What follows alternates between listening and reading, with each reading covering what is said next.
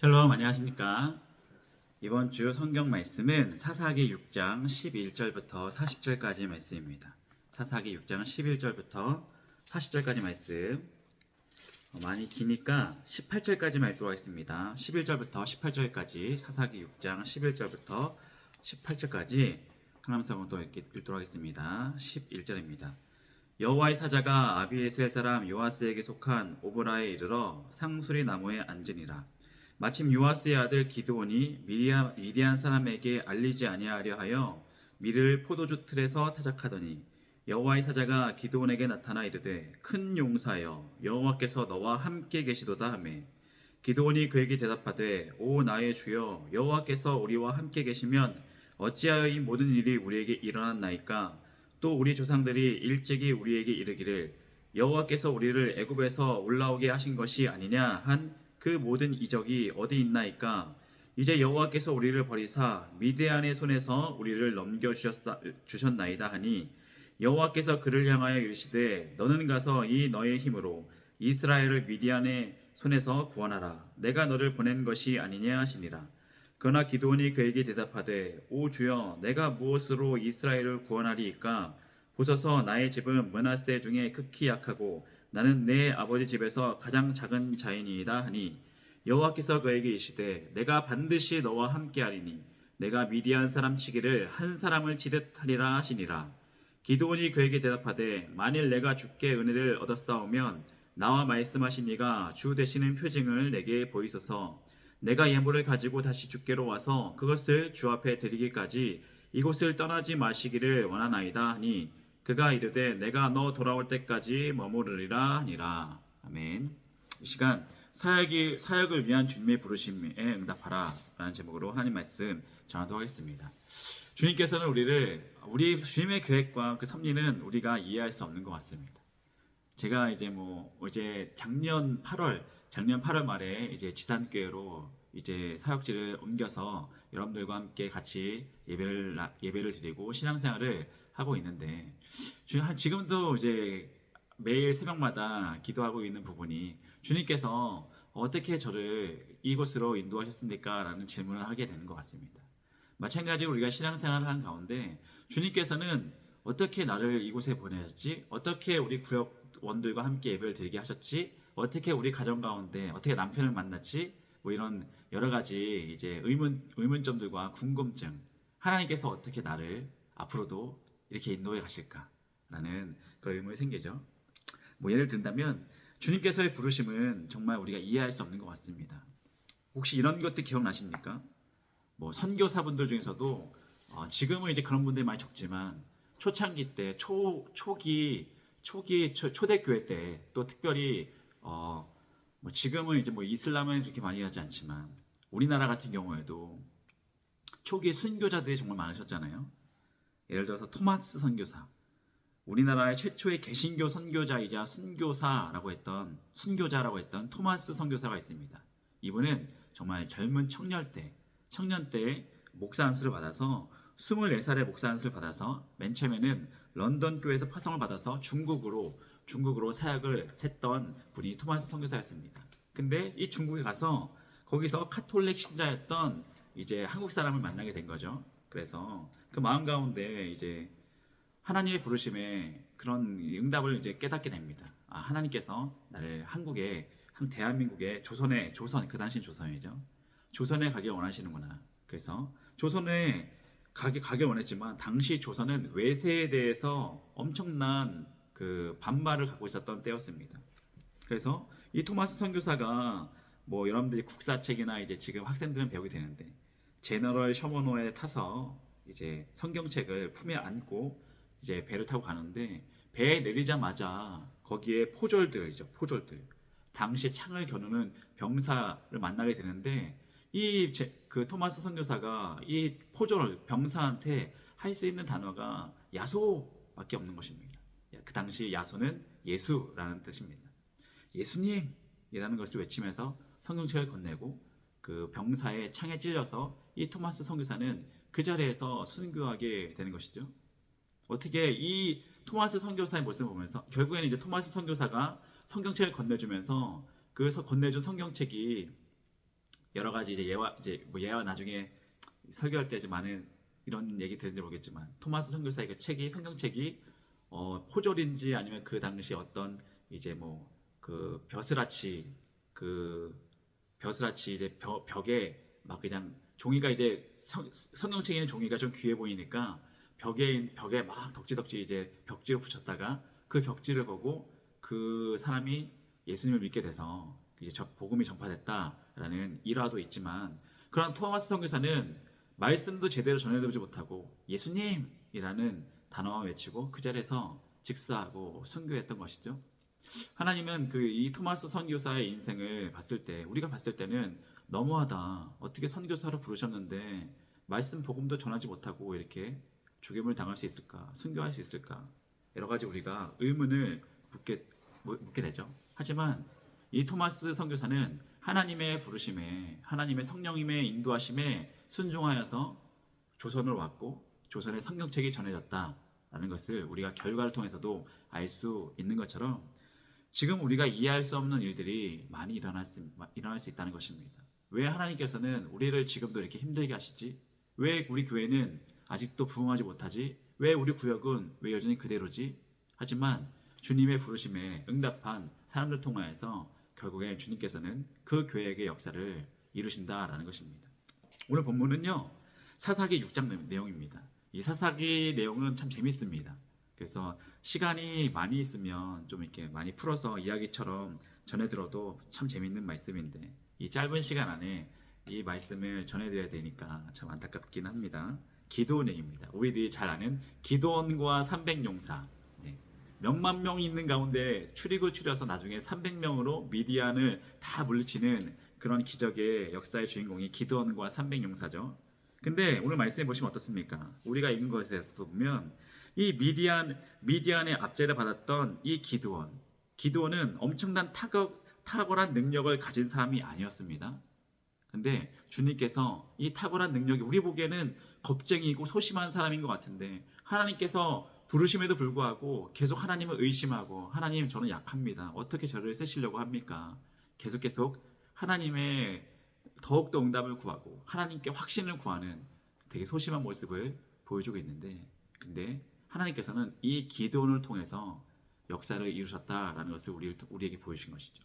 왜 그렇습니까?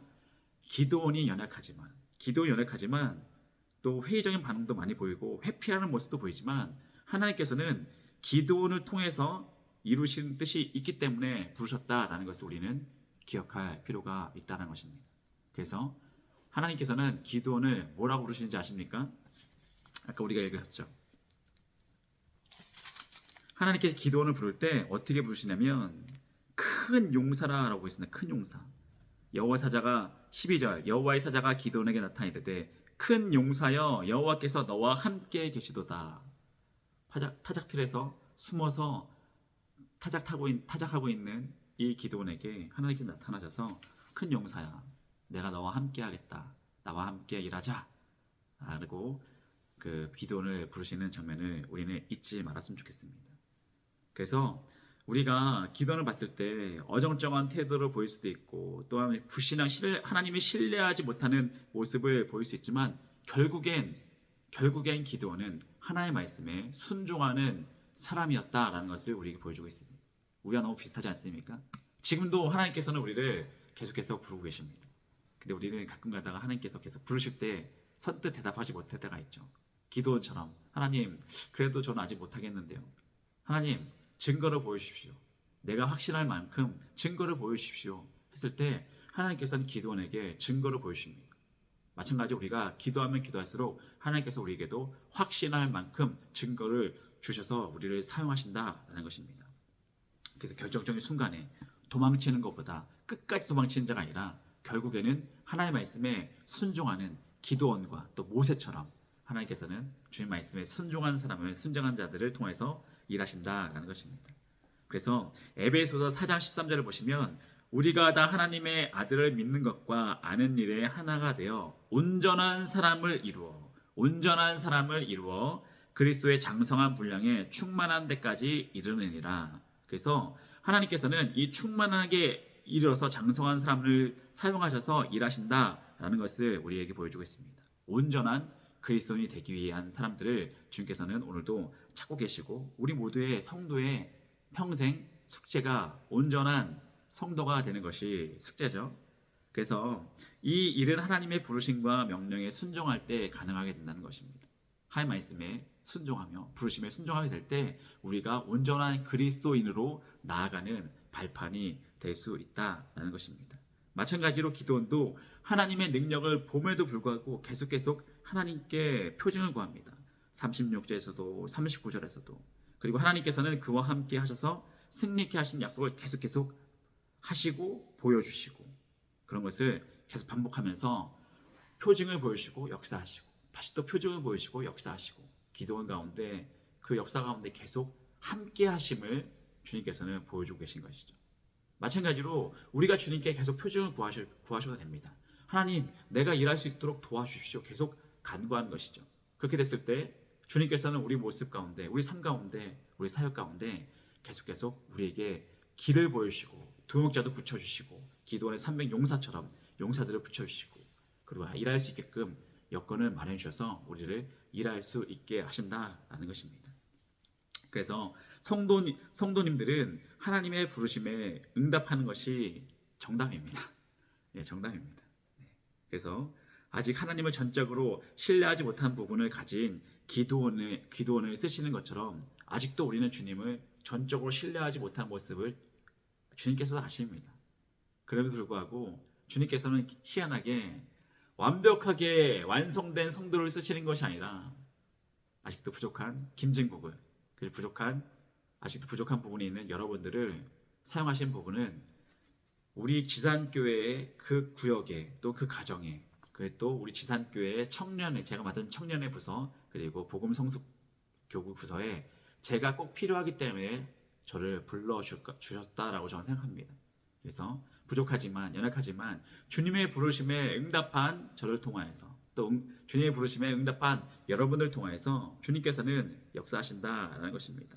그래서 우리는 주님께서 사역의 파트너로 부르셨을 때 우리 성도의 본분은 신뢰하면서 믿음으로 응답하게 될 때 장성의 분량에 이르는 성도로서 변하게 되고 주님께서 원하시는 신앙생활을 할 수 있게 되고 정말 여러분들도 원하시는 그 행복한 보람되는 정말 이 땅 가운데 천국을 누리며 살아갈 수 있는 그런 그 성도의 삶을 살아갈 수 있을까 믿습니다. 그러나 그것이 사역하는데 뭐가 천국이에요. 힘들 건데 그것이 아니라 우리가 정말 보람되고 즐겁고 행복한 신앙생활은 아무것도 안 하는 것이 아니라 주님께서 이 땅 가운데 보내신 사명을 온전히 감당해 나갈 때 우리가 그곳에서 참된 기쁨과 평안과 안식을 누릴 수 있음을 우리는 깨달았으면 좋겠습니다. 아무것도 안 하면 주님께서는 뭐라고 말씀하신지 아십니까? 악하고 게으른 종아, 내가 너를 쫓아내겠다. 이렇게 하잖아요, 그죠? 슬피 울리라, 이런 식으로 얘기하잖아요. 행복한 신앙생활을 누리는 우리 성도가 되기 위해서 오늘도 주님께서 원하신 곳곳에 우리를 부르시고 보내시는데 우리가 그 말씀에 순종하면서 우리가 부족한 부분을 주님께서 채워주실 거라 믿고 동역자를 기도원의 300 용사를 우리 가운데 보내주실 거라 믿고 오늘도 주님께서 나에게 어떤 것을 원하시는지 기도를 통하여서 말씀을 통하여서 예배를 통하여서 구역 모임을 통하여서 깨달을 수 있는 저와 여러분들 되기를 주님의 이름으로 축원드립니다. 기도하시겠습니다. 할렐루야. 주께 찬양과 영광을 돌립니다. 주님께서도 오늘 우리를 원하신 곳으로 부르심을 우리가 깨닫게 하여 주시옵소서. 주님께서는 여전히 우리 가운데 계속 말씀을 통하여서 권면하시며 깨닫게 하시지만 우리가 그것을 들었음에도 불구하고 우리가 그것을 불순종할 때도 있고 그리고 아직도 영적인 귀가 열리지 않아서 말씀이 들리는 자리에 있지 않아서 내 마음 가운데 주님을 모시지 않아서 우리가 그 말씀을 듣지 못할 때가 너무 많습니다. 주님, 그러나 우리가 성도로서의 삶을 온전히 살아갈 수 있도록 우리 참된 평안과 하늘 소망 바라보며 살아갈 수 있는 우리 온전한 성도가 될 수 있도록 우리가 주님께서 원하신 곳에 꼭 있게 하시고 말씀이 들리는 자리에 예배의 자리에 구역 모임의 자리에 서로를 위해서 동역자를 위해서 중보하며 사역 가운데 늘 기쁨으로 감당해 나갈 수 있는 믿음의 성도님들 다 될 수 있도록 역사하여 주시고 우리를 통하여서 우리 아니면 안 되는 일들을 주님께서는 너무나 많이 계획하셨으라 믿습니다. 그 자리에 우리를 통하여서 그 계획을, 그 일들을 이루어 주시옵소서. 그래서 우리가 그 일들을 이루며 지금도 살아 역사하시는 우리가 함께 하시는 주님을 찬양하며 영광 돌릴 수 있는 믿음의 가정들 다 될 수 있도록 역사하여 주시옵소서. 감사드리며 예수님 이름으로 기도하였습니다. 아멘.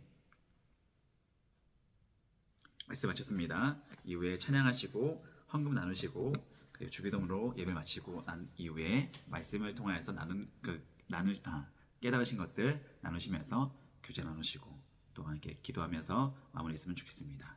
감사합니다.